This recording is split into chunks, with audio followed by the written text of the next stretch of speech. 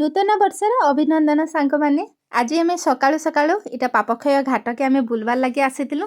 ये जगार बहुत बढ़िया बढ़िया जगह गुड़ा अच्छी इठाने केते मांकड़ माने अच्छन देखुन आउर जे एई जगहटा अच्छी सोनपुर जिला बिनका ब्लॉक पाखरे आम एठानकेटा बुली आसलु। मोर माँ घरटा हूँ सोनपुर जिले तो हेती लगे मुई आसीचन जे एठानकेटा आसी जाए। मांकड़ मान को देखुन ये भाई ताके बिस्कुट दौरान पूरा हाथ टप टप नहीं कि खाई पकाउची आर এইটা হচ্ছে গোটে বড় গছ। এই গছ ওহଳ ভিতরে এমতি ফাঙ্কা হয়েছে।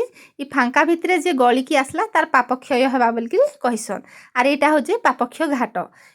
এই ঘাটরে যে মুন্ডরে বুড়িকি গাধলা তার পাপ ক্ষয় হবা বলিকি বি কথারে আছে।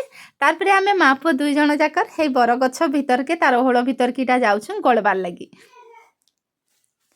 এই ভিতরে যে গলিকি আসলা बड़ माने तो तार जिते छुटिया छुटिया है गलबाटा टिके मुस्किल हो पड़सी जे गलिकी आसी पाला तार पाप क्षय हुए बोलिकी कथार अच्छी। तो मुहीटा गलुचे आम पुओ तो छुटिया छुआ से तो गली आसी पारबा।